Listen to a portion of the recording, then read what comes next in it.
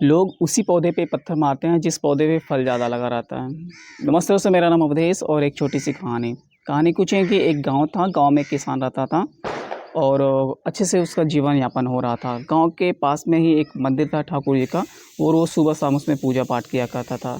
कभी भी लोग उससे पूछता था कि चाचा कैसे हैं, वो बस यही कहता था, सब ठाकुर जी की कृपा है, ठाकुर जी जाने। एक दिन होता क्या है कि उसका बच्चा बाहर जाना चाहता था पढ़ने के लिए, तो वो क्या करता है कि पैसे तो थे नहीं किसान के पास, तो वो बगल के सेठ थे उनके पास जाता है, पैसे उधार ले लेता है और अपने बच्चे को बाहर भेज देता है पढ़ाई लिखाई करने के लिए। बच्चा उसका बाहर जाता है और पढ़ लिख कर के जब वापस आता है, जॉब भी पा जाता है, तो फिर वो अपने पिताजी को पैसा देता है कि पिताजी ये पैसे आप सेठ जी को वापस कर दीजिए। वो जो किसान था, सेठ जी का पैसा वापस करने के लिए उनके घर पे जाता है, तो सेठ जी वो खुशी-खुशी वो पैसे ले लेते हैं और एक सफ़ेद पेपर पे लिख के दे देते हैं कि आपका सारा जो कर्ज़ा है वो चुकता हो गया है। पर्ची किसान लेके चला जाता है, लेकिन तभी सेठ जी उससे पूछते हैं कि कम से कम पढ़ तो लीजिए कि उसमें मैंने क्या लिखा है। तो किसान कहता है मैं तो पढ़ा लिखा नहीं हूँ, आप जो लिखे होंगे अच्छे लिखे होंगे। तो जो सेठ था उसके मन में फिर खुराफात जागा। उसने कहा कि पर्ची लाइए, मेरा एक सिग्नेचर छूट गया। फिर क्या कि जो सेठ है ना, उसने पर्ची को क्या करा कि बदल दिया और उस पे लिख दिया कि पैसे अभी बाकी हैं। किसान खुशी-खुशी घर चला जाता है। 6 महीने बीतते हैं और ये सेठ फिर वापस उसके घर पे चला जाता है पैसे माँगने के लिए। किसान तो जानता है कि उसने पैसे तो दिए ही हैं, सेठ झूठ बोल रहा है। किसान क्या करता है, अपने बच्चे से सलाह लेता है और सीधे वो कोर्ट चला जाता है। ये केस स्टार्ट हो जाता है। जज साहब क्या करते हैं कि किसान से पूछते हैं कि आपने इस सेठ को पैसे दिए हैं, आपके पास क्या सबूत है? इनके पास तो सबूत है कि आपने इस पे अंगूठा लगाया है कि पैसे अभी बकाया हैं, पूरा जमा नहीं हुआ है। तो जज साहब पूछते हैं कि आपके पास कोई सबूत है तो आप दीजिए, या फिर कोई गवाह है तो लेके आइए। कोई था उस समय जब आप पैसे दे रहे थे? तो उस किसान ने कहा कि कोई तो था नहीं, लेकिन हाँ, ठाकुर जी थे, वही जानेंगे। तो जज साहब आदेश देते हैं कि ठीक है, अब नेक्स्ट हियरिंग रहेगी, उस पे आप ठाकुर जी को लेके आइएगा।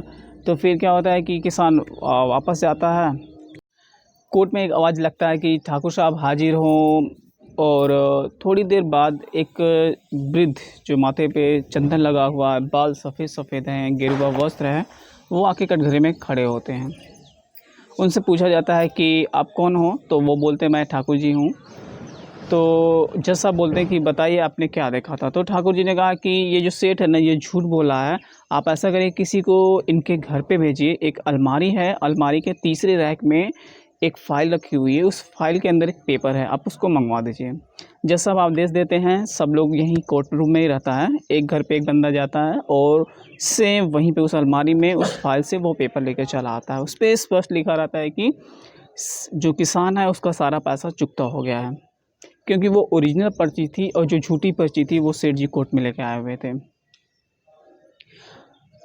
कोर्ट जो रूम है वो खाली होता है, सब लोग वापस घर को जाते हैं। जज साहब भागे-भागे आते हैं कि कम से कम उस वृद्ध व्यक्ति से मैं मिल तो लूँ, लेकिन वो बाहर नहीं मिलते हैं।